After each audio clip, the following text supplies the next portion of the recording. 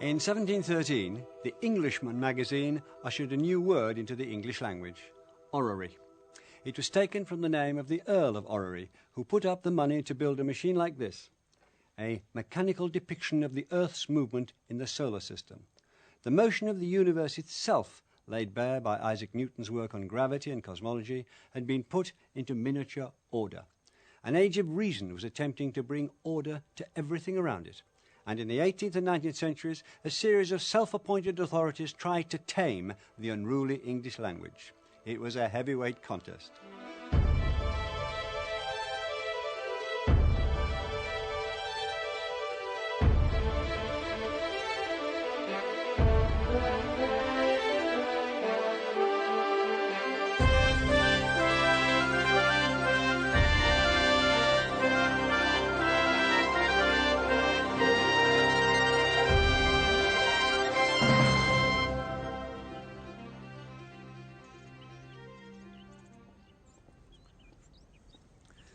The Age of Reason, which began in the late 17th century, was born out of years of massive political upheaval in Britain. It had seen civil war, during which the King left London and set up court here at Christ Church College, Oxford. The war made familiar such words and phrases as Roundhead and Cavalier, plunder, iconoclast, cabal, regicide, Lord Protector, Commonwealth, Restoration, Papist, Nonconformist, keep your powder dry, and warts and all, a lexicon of faction and dispute, often mortal. The philosopher John Locke was educated here at Christ Church and lived through this turmoil. He developed his greatest work in the 1670s and 80s, an essay concerning human understanding. In it, he argued that better use of language could put an end to disputes and factionalism. If the definition of words could be agreed and misunderstanding avoided, peace would naturally follow. It's a wonderful example of rational idealism. Did John Locke, a man of such supreme intelligence, really believe that by getting the language clear and the arguments stripped to basic simplicities, then, as he put it, disputes would end of themselves? Clearly he did. There is blind faith here at the heart of what seems pure reason. It's a fascination in this story, though. The men of Locke's calibre did think that, in effect, language was the master of life. Perhaps it could rule everything.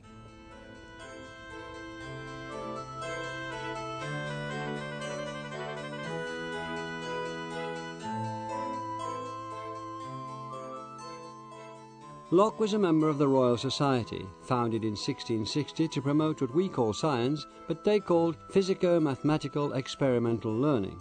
They tried to write pure and simple English, to avoid what they described as this vicious abundance of phrase, this volubility of tongue.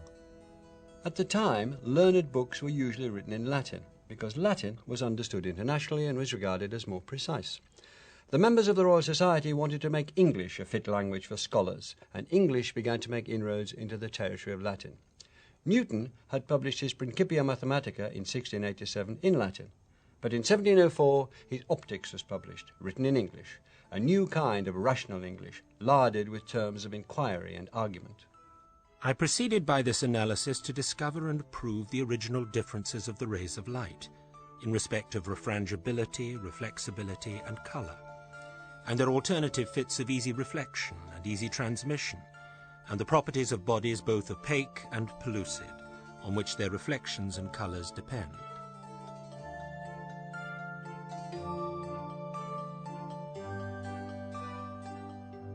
Here was a new vocabulary of reason and investigation. Refrangibility and reflexibility were words coined by Newton to allow him to describe his experiments with refraction and reflection. Transmission had been used before to mean passing from one place to another. Newton changed its meaning to describe passing through a medium. And opaque had meant unlit for 200 years before the 17th century changed it to mean not allowing the passage of light. The word lens had only been coined a decade before Newton used it in his book, and as he reported his observations, he also gave English the terms indistinctness and well-defined. The scholars were reframing, redefining, and refashioning the language. They made it part of their apparatus, and there's another word that took on its meaning as the equipment for an experiment during this period. There appeared to be a growing and general confidence in the state of English. Printing presses were no longer licensed, and they had spread and proliferated. For the first time, daily newspapers were being printed and circulated. Reports of events around the globe went into the hands of ordinary people. The fashionable meeting places of the day were the coffee houses. It was in places like this that people read and talked about the news. This one sold coffee until just a decade ago. Now it serves up stronger fare. Printed English had become part of the fabric of daily life, as it had never been before. Here's the first issue of the Daily Current for March the 11th, 1702. The news comes from the War of the Spanish Succession, that the French have sent over 20,000 troops to Italy. There was a massive appetite for this news. Joseph Addison told the readers of his magazine, The Spectator, that different papers cooked to the same news in different ways, and that no one could bear to leave coffee houses like this one before they'd read all the different versions. But coexisting with the exuberance of Grub Street and the coffee houses, possibly as a result of it, there was a deep anxiety about the state of the English language. There was no Royal Society here protecting English from vicious abundance of phrase and volubility of tongue. There was no John Locke pressing the case for agreed definitions and clarity of meaning. The greatest worry was that English itself was changing. The poet Geoffrey Chaucer was still revered 3 centuries after he'd written the Canterbury Tales, but by then he'd become difficult to understand. The satirist Jonathan Swift, writer of a series of bogus travel diaries we know today as Gulliver's Travels, voiced his concern. How then shall any man be able to undertake his work with spirit and cheerfulness, when he considers that in an age or two he shall hardly be understood without an interpreter? The aristocracy couldn't be relied on to set the example. Swift hated the vulgar liberties, as he saw it, that they were taking with the English language, the way they clipped vowels out of words or abbreviated them, rep for reputation, pos for positive, incog for incognito, and the one that survives as standard English today, mob, from the Latin mobile vulgus, the common people. In coffee-house society, elegant English was supposed to consist of long Latinate words. These shortenings were considered crude. And Swift also hated what he thought of as merely modish words like banter, bubble, bully, cutting, shuffling, palming, and sham. Swift found a model in the classical languages, Latin and Greek. Those languages, it was thought, had survived because they never changed. They were carved in stone. Swift would save English by arresting it, putting an end to changes. He would take control of English and take it away from the anarchy of the upper-class bloods and their slang. In 1712, Swift proposed the foundation of an academy for correcting, improving and ascertaining the English tongue. The academy would replace the aristocracy. Ascertain was the big word. English was to be fixed, ascertained, forever. No matter that the French and Italians already had academies that had failed to halt changes in their languages, Swift's determination was ferocious. One critic sneered that he was attempting the impossible, and he said, "May as well set up a society to find out the grand elixir, the perpetual motion, the longitude, as to fix our language beyond our own times." Well, he was wrong about longitude. Swift even took his case to court and proposed his scheme to Queen Anne, saying that only classical English would endure to report her glory. But she died 2 years later, and her place on the throne was taken by George I, the German king, who spoke little English and cared about it even less. Swift's plans were dead. But English fielded another champion, an intimidating scholar, the monarch of London wits, a beacon of his age, a savage melancholic, and, like Isaac Newton, an effortless eccentric.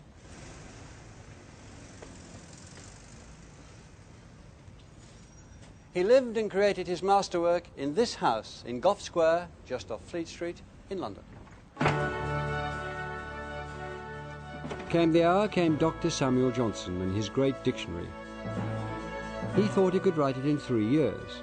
When it was put to him that it had taken 40 Frenchmen 40 years to compile their dictionary, he replied, 40 times 40 is 1600. As 3 to 1600, so is the proportion of an Englishman to a Frenchman.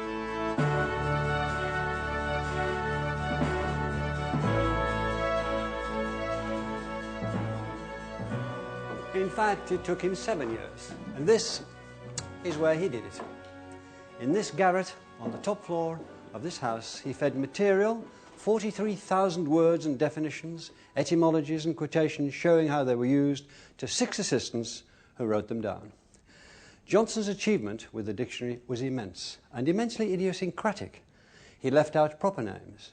He included obsolete words if they were found in authors not obsolete, and was criticised for including archaic words such as degradation, cubicularity, incompossibility, jobbanal, and opiniatory. He confessed to omitting words he couldn't explain because he didn't understand them. In a manner which would enrage and amaze all future lexicographers, he acknowledged that many terms of art, manufacture and trade are omitted, but for this defect I may boldly allege it was unavoidable.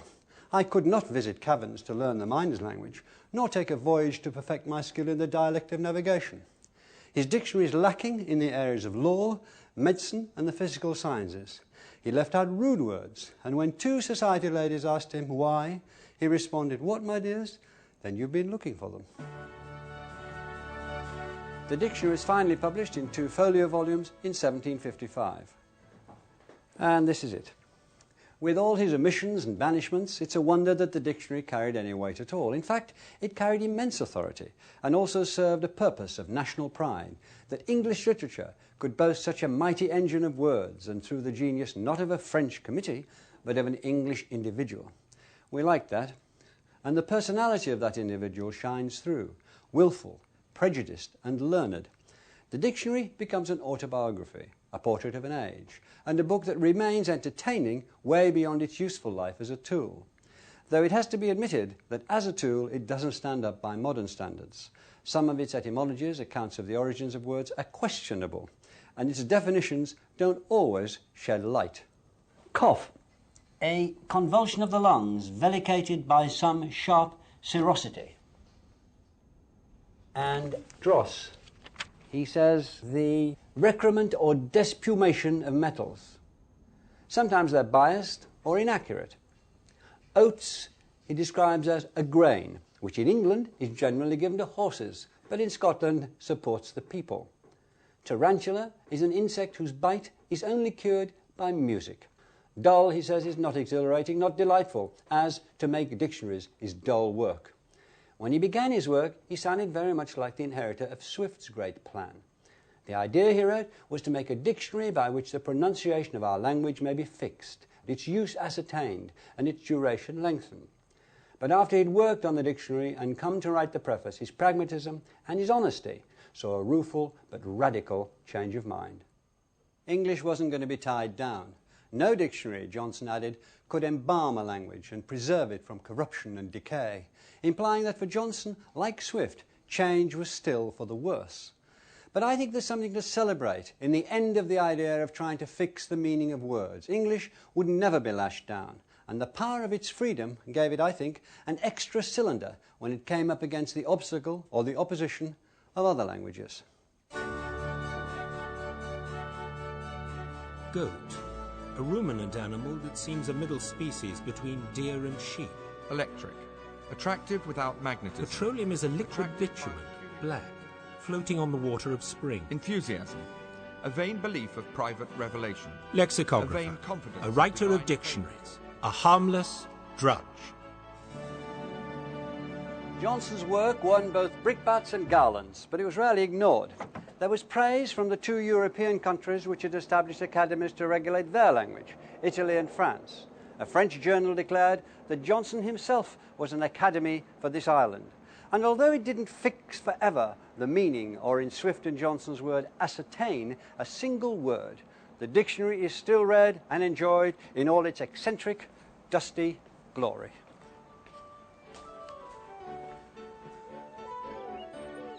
The second half of the 18th century was an age when nature itself was being put into classical order by landscape gardeners like William Kent here at Gresham in Oxfordshire, and a host of grammarians, led by Robert Lowe, wanted to do the same to the English language.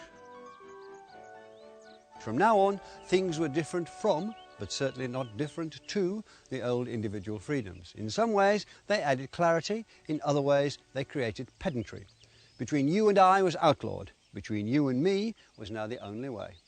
Comparatives were to be used with a pair of objects and superlatives with more. The better of two, but the best of three. Incomparables like perfect, unique or round weren't to be qualified, so you should no longer be more unique or less perfect.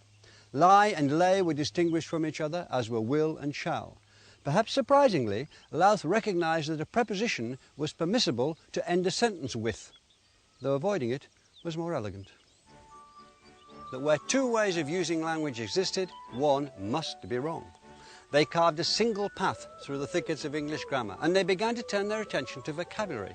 There were attempts to ban popular words and phrases, words such as fib, banter, bigot, fop, flippant, flimsy, workmanship, self-same, despoil, nowadays, furthermore, wherewithal, subject matter, drive a bargain, handle a subject and boaster an argument. All of them had to be wiped out.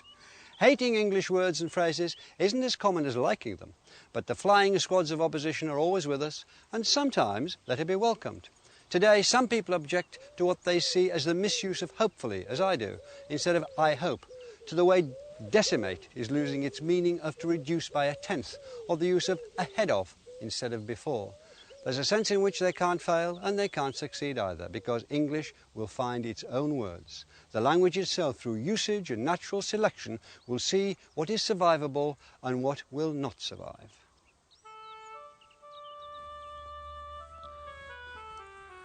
The 18th century was a paradise for the terrible twins, class and snobbery, and in they came, pat on cue. The new rules and regulations were immensely influential, not for the upper classes, who felt no need to change the way they used English, or for the lower classes, who had little incentive. But the growing middle class, or the growing number of people who wanted to be middle class, regarded knowledge of the rules as the key to joining polite society, a badge of entry to the club. One typical example was William Cobbett, who became famous as the author of Rural Rides. He was a lower middle class boy who took a copy of Lowth's grammar and taught himself the rules. And he put his reasons bluntly. Without understanding grammar, he wrote, you can never hope to become fit for anything beyond mere trade or agriculture. It's impossible for you to write correctly, and it is by mere accident that you speak correctly. And pray bear in mind that all well-informed persons judge of a man's mind until they have other means of judging by his writing or speaking. Writing or speaking. The word police were also turning their attention to the spoken word.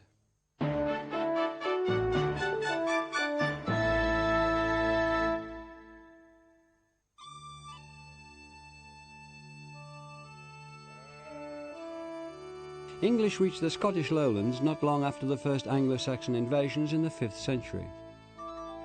As it replaced Gaelic as the language of lowland Scotland, it took on a character of its own. The English-speaking Scots took up words that were unknown further south. Contact with the French produced bonny from bon, assiette from assiette for a serving dish, and fache from the old French fâcher, meaning to annoy. I remember it being in common use in the borders, in don't fash yourself, meaning don't get agitated. The Dutch gave the Scots callant, which became callan, meaning lad, mudsekin, which became muchkin, a quarter pint, and the Dutch kolf, a stick or a club, is the probable origin of the Scottish invention golf. And there were hosts of words from the Gaelic, cairn, ceilidh, claymore, gilly, glen, ingle, meaning a fire in a hearth, strath, a wide valley, loch, sworn, and whisky. And as well as words, the Scots had their own ways of talking. Yeah, I want to try some of your sausages, please. It's the apricots in it that I'm not sure about if that. Along with the neeps, that is fantastic. Then you had the next course as well. And the whiskey had nothing to do with it.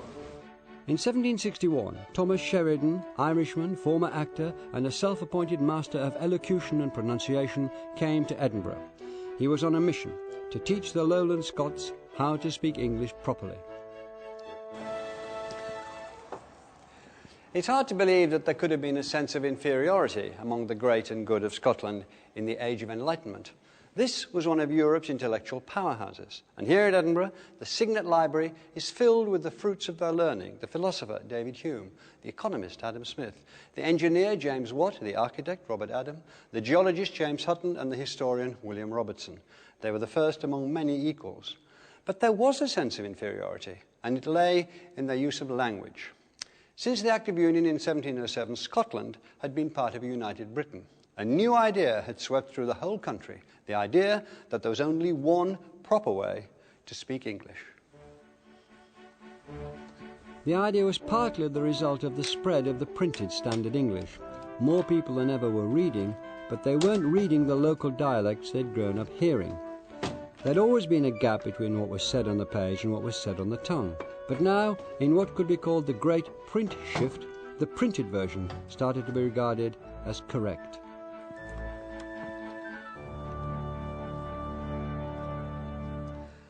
In short, the best spoken English was increasingly supposed to sound like the best written English. But what did written English sound like? And who decided? One simple idea was that words should be spoken with all the written letters sounded, which was fine as long as you could read, but it outlawed those clipped pronunciations that Swift had so hated. It put waistcoat back in favour instead of waistcoat, for example, and put chimney back where many people prefer to say chimney. But it was no help in deciding how to pronounce the A in fast, bath, or last. Fast, bath, or last, long or short. Both had champions, and the argument has lasted from the 18th century to the present day. And what about the many inconsistencies of English spelling? The relationship between sound and spelling in English is a nightmare. Our written system isn't phonetic to the point of being antiphonetic. There are, for instance, at least 7 ways of representing what for most people is the same vowel sound, E. Free, these, leaf, field, seas, key, machine. What do we do? Or take the letters O-U-G-H in cough, tough, through, thorough, bow, thought. The same 4 letters, 6 different sounds. Dr. Johnson had omitted pronunciation from his dictionary and wrote that trying to fix it was like trying to lash the wind. But that didn't deter others. The Irish actor, Thomas Sheridan, spotted the need for a national elocutionist. He seized the role. Sheridan's first and crucial book was published in 1756, hard on the heels of Dr. Johnson's dictionary. He called it significantly British education. Not English, an education. No messing about with ways of speaking or pronunciation. He went for the key and jugular word. If you wanted to say what you said in the best way, then what you needed was an education. And this book, this man, could provide it, which remarkably he did. Sheridan toured England, lecturing to appreciative middle-class audiences, and then he was invited here to Edinburgh by David Hume, Adam Smith, and other members of the city's leading debating club, the Select Society. Pronunciation is a sort of proof that a person has kept good company, and on that account is sought after by all who wish to be considered as fashionable people or members of the beau monde. The task was the last that the past master could grasp, but one can't mark his charm harmfully. Sheridan hit a nerve. The Scots intellectuals were worried about appearing uneducated. The task was the last that the past master could grasp, but one can't mark his charm harmfully. OK, let's hear you all together. Look at the cookbook. Look at the cookbook, said the cook, as he took the pullets and put them in the nook. Sheridan's great idea was that if everyone spoke in the same way, they would talk to each other as equals. Of course, it didn't work. The new standard immediately divided people into those who copied it and those who didn't. Look at the cookbook, said the cook, as he took the pullets and put them in the nook. But some Scots were affronted by the very suggestion that their speech was inferior. They needed a standard bearer, and the post was not empty for long. Robert Burns was born in 1759 to a poor tenant farmer and worked as a ploughboy until he was 15. He loved women to excess, he loved Scotch, he loved Scots. He published his first collection in 1786, poems chiefly in the Scottish dialect, and was canny enough to leave out some verses which he'd written in more standard English. It was a shrewd move. The Scots had found someone to make them proud of their own language. He came to Edinburgh and on his first visit stayed here at Ladystairs Close. He was feted, patronised and ruined perhaps as the ploughman poet. He died when he was only 37, but his legacy is vast. 400 songs, some of which are recognised as masterpieces, the Lee Rig, Tam O'Shanter and the Red, Red Rose.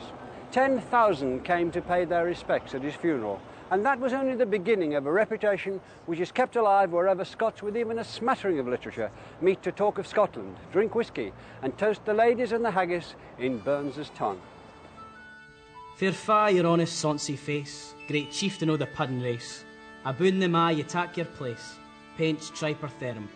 We'll argue wordy o' a grace as long as my erum.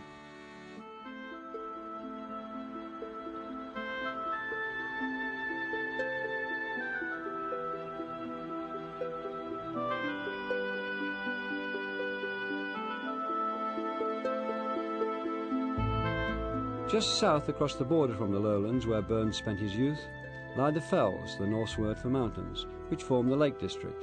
They nursed and nourished another poet who sought out the common experience, William Wordsworth.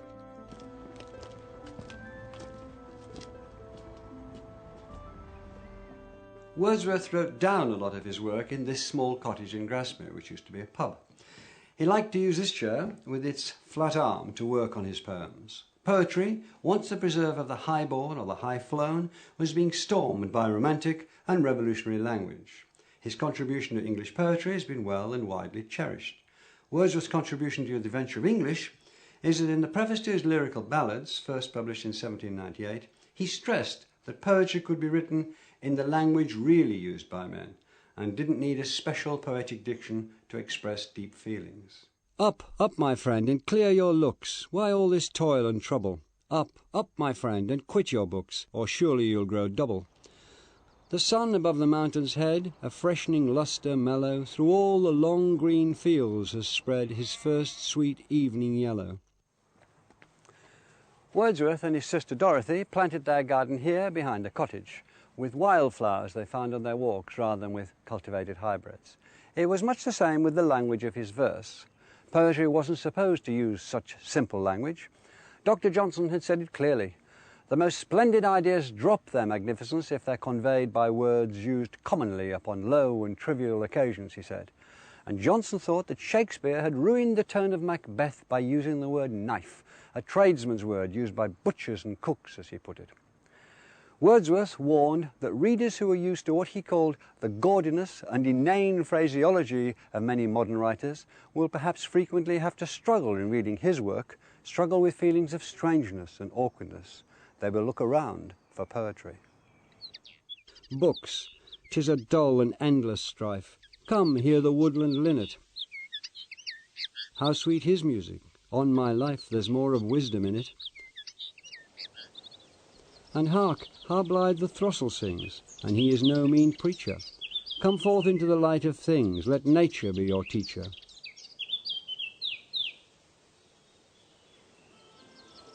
Wordsworth was reviled for many years by critics and other poets for daring to bring poetry to the voice of the people, in a way to give it back to its bedrock of Old English. A few years before, in 1790, Thomas Paine had written The Rights of Man, also in the plain style, to demonstrate that simple language could carry precise thought.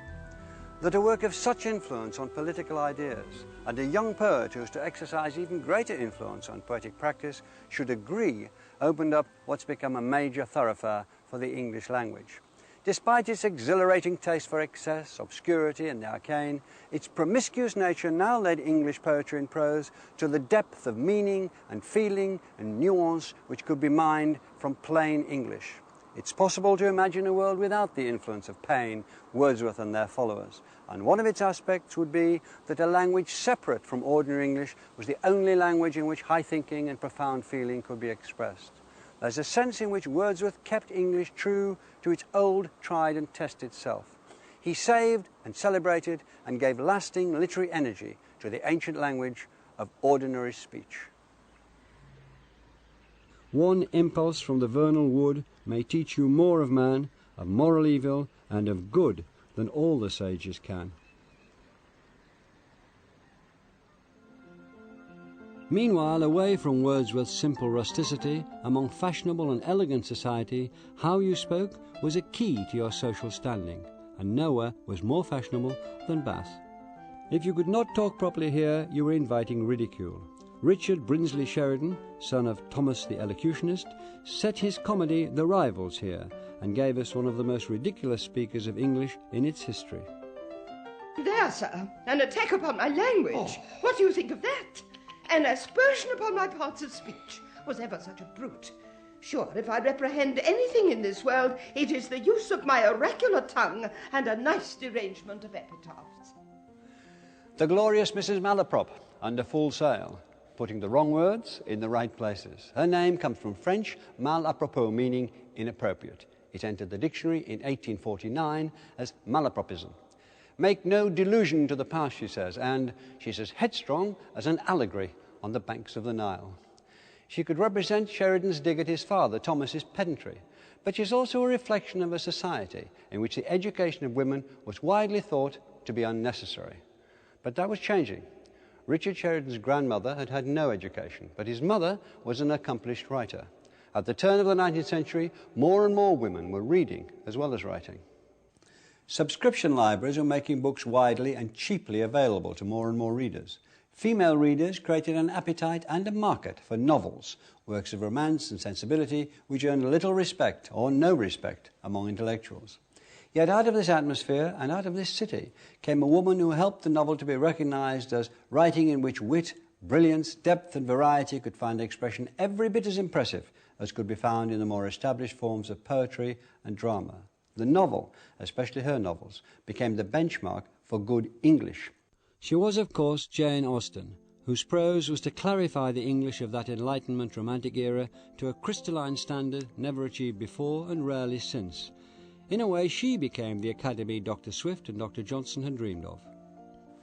And what are you reading, miss? Oh, it is only a novel, replies the young lady, while she lays down her book with affected indifference or mounting shame. It is only Cecilia, or Camilla, or Belinda, or in short, only some work in which the greatest powers of the mind are displayed, in which the most thorough knowledge of human nature, the happiest delineation of its varieties, the liveliest effusions of wit and humour are conveyed to the world in the best chosen language. The world of Austen's novels is one in which a single man in possession of a good fortune is in want of a wife, and a single woman in want of a husband in possession of a good fortune. But they have to prove themselves worthy to each other and to society. They are judged. There's a whole lexicon of social acceptability in Jane Austen's work, words like agreeable, appropriate, delicacy, discretion, eligible, order, propriety, respectable, and unfit. Yet Jane Austen has her boundaries. The language of the streets is kept firmly outside the Austen door. The language of bodily parts was not allowed in the Austen parks and drawing rooms. In her own way, Jane Austen was every bit as masterful and controlling as the men whom time has seen her surpass. Her own proper and correct use of English has permeated the minds and sensibilities of hundreds of thousands of her readers. Swear words would never do. The human body had become the great unmentionable of Jane Austen's time, and to deal with it, English had produced a fantastically inventive list of euphemisms. These are all polite terms for the male organ from popular speech or writers of the 18th century. Not that Jane Austen or any of her heroines would have let them pass their lips. Tailpipe, pilgrim's staff, Captain Standish, silent flute, pike of pleasure, mutton dagger, Cupid's torch, chink stopper, Nimrod, the mighty hunter, His Majesty in purple cap, beloved guest, picklock, pleasure pivot, pump handle, dear morsel, and Dr. Johnson, because there was no one that Dr. Johnson was not prepared to stand up to. It can seem comical today, as though avoiding the word could avoid the thought. But that's a testament to the power of language. It was all part of putting English in its place. English was treated by the self-appointed censors as if it were an unruly mob, a subversive faction, a party of revolution. And reputation was no armour against their assault. It was the 18th century that first took the scissors to Shakespeare, removing hundreds of lines with words like whore and strumpet and devil. This prudery, as we would see it, was a product of the society whose idea of elegance and decorum had produced Johnson and Jane Austen. It was the ultimate result of Johnson's notion that language was the dress of thought, and that heroic sentiments were degraded by common words. Remove the words, remove the thought. But English wasn't going to lie down. Johnson, remember, had also objected to the use of trade terms. Trade terms had no place in Jane Austen's world, but trade terms were about to reinvigorate the English language.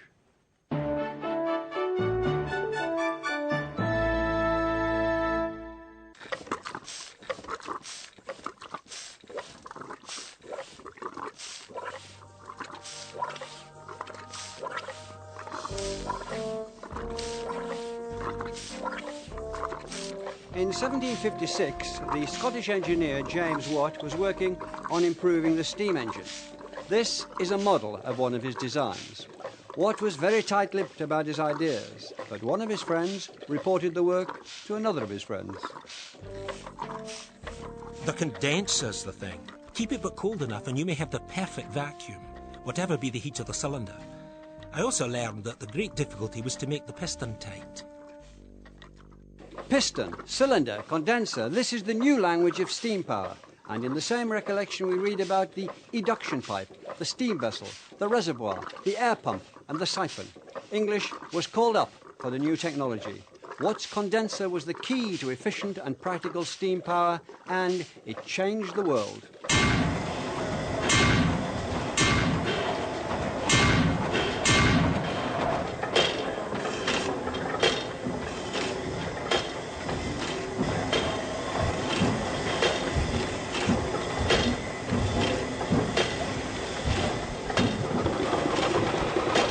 The Industrial Revolution had arrived.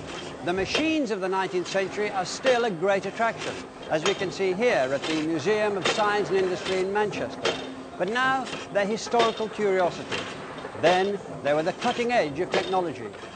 In 1851, the great exhibition of the works of industry of all nations opened in the purpose-built Crystal Palace in London's Hyde Park. It was a display of manufactured goods of all kinds, and the greatest attraction was the machine hall. Queen Victoria was an enthusiastic visitor. In a lengthy and acutely observed diary entry she wrote, "Excessively interesting and instructive. Here was every conceivable invention." Here were some of the industrial world's and the English language's newest arrivals. Hydraulic power, centrifugal pump, lithograph, electroplating, dynamograph, and grandest of them all, anhydrohepsoterion, which cooked potatoes in their own juice. Practical inventions frequently roped in familiar terms. The men who built the machines were often clock and watchmakers by trade, and they brought their language with them. Wheels, teeth, pinions, leaves, pivots. Beasts of burden lent their names to the mechanical beasts which were replacing them. There was the donkey engine, which had its output measured by the new standard of horsepower. In the cotton mills there was Samuel Crompton's spinning mule, and other inventions including the roving billy and the spinning jenny, which may be derived from the common names for male and female animals, as in billy goat and jenny ass. But the classical languages, Latin and Greek, were also employed by scientists, either through diffidence or wishing to claim a distinction for their discipline which matched anything in antiquity.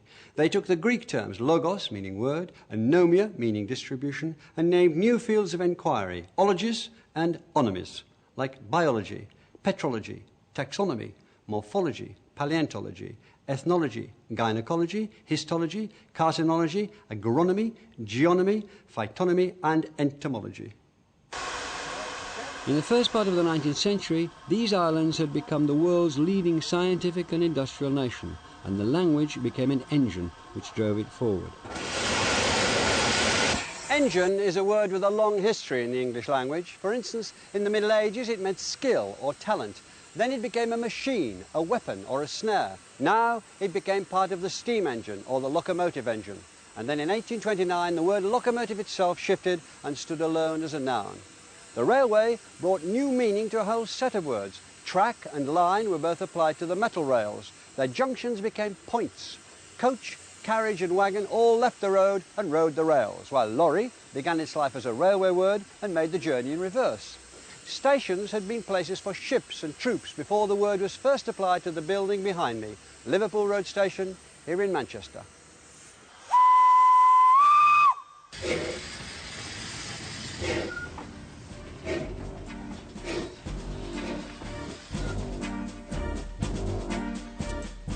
And behind the locomotive was the train of carriages, a line of them, in the same way that English had spoken of a train of followers, or the trailing train of a dress. Within 10 years of its first use, the train meant the locomotive as well as its carriages. The world was on the move, taking words and their meanings with it. What chance now of the 18th century ideal of ascertaining or fixing it, when words were dealing with so much that was new?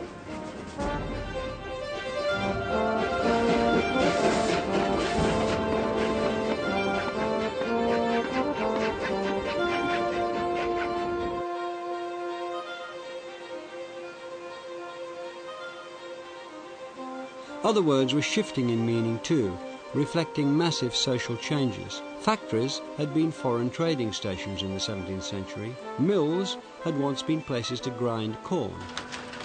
Now they both meant places of manufacture, and they were getting larger. The word industry had moved away from the idea of individual diligence or work and come to represent a whole institution. So had labour and capital, as the forces they described gathered pace. These aren't simply changes in the meaning of words, they represent changes in people's lives, hundreds of thousands, millions of them.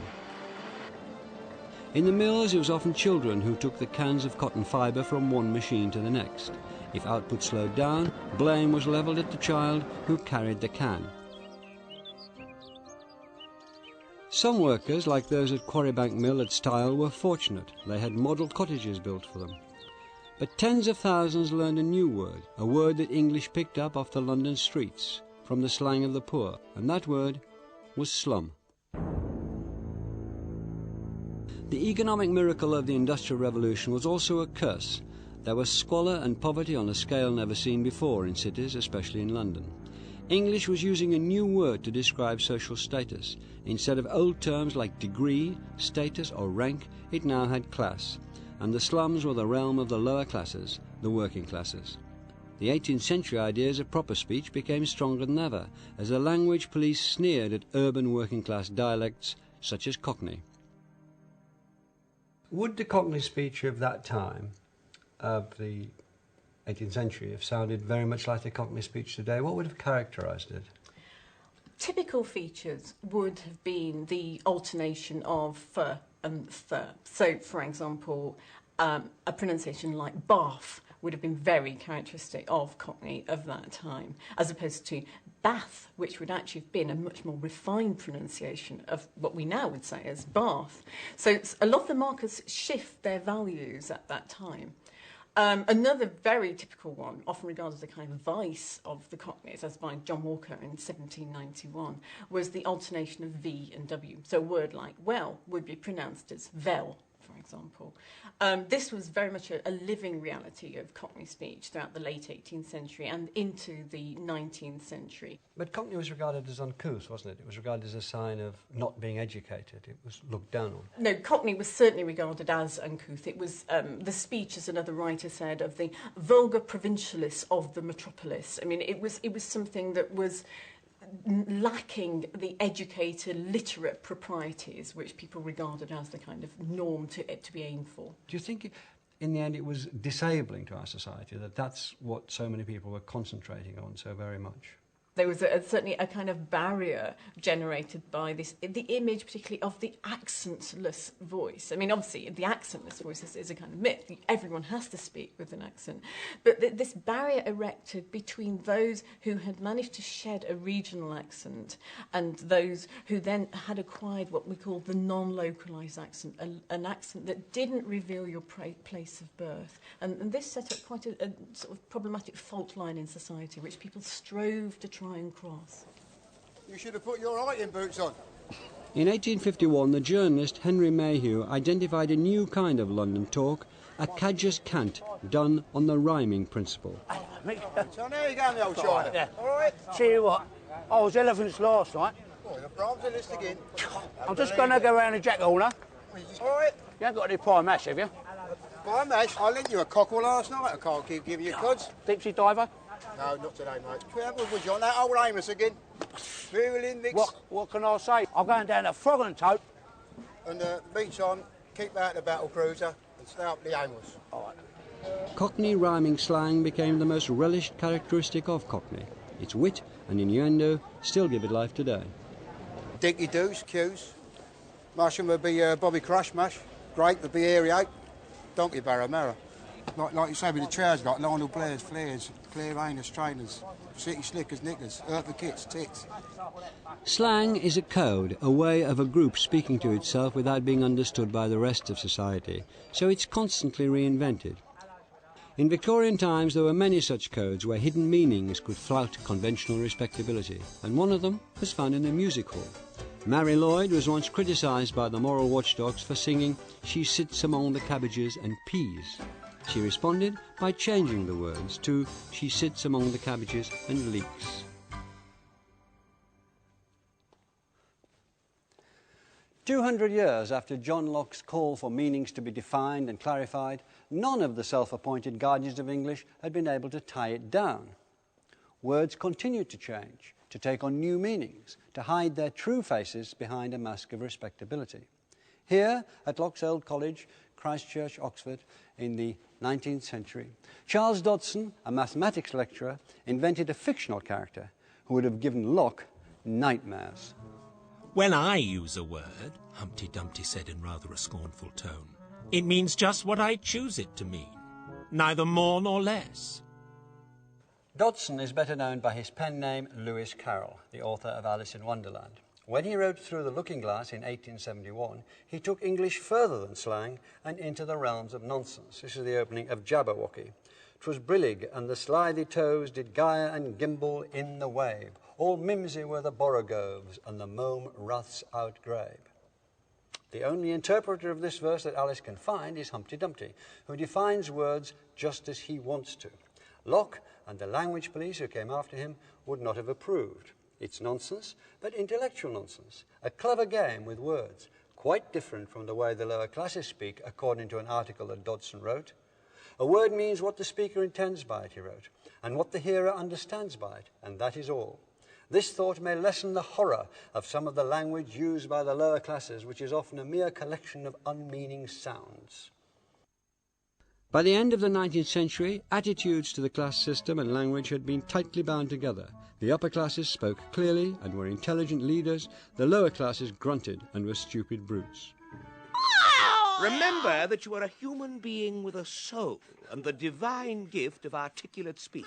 That your native language is the language of Shakespeare and Milton and the Bible. And don't sit there crooning like a bilious pigeon. The story of Shaw's play Pygmalion is well known. A professor of phonetics finds a Cockney flower girl here in Covent Garden and coaches her to speak English like the upper classes. What isn't so well known is that Shaw had a serious purpose. He thought that the general public obeyed the ruling classes because they expressed themselves so elegantly, so authoritatively. Even their bad ideas sounded convincing in upper-class English. And when the play was produced in London in 1914, there were plenty of bad ideas around. The well-spoken politicians were on course for the First World War. Shaw wanted his play to show that there was no magic in good speech. He even thought that if he could break the spell, he might prevent the war.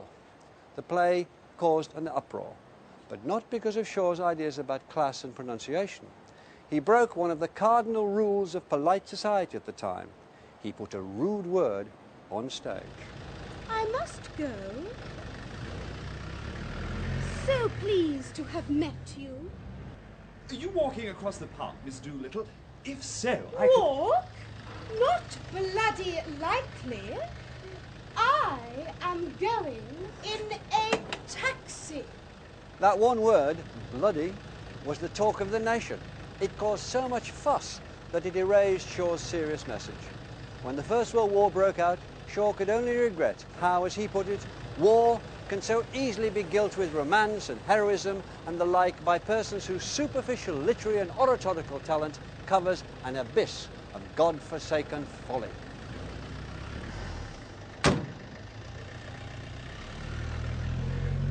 Two centuries previously, the Age of Enlightenment had dreamed of order and of a unified language, ending conflict. But it was the First World War that would begin the long decline of the social order and its idea that you were a better person if you spoke proper English.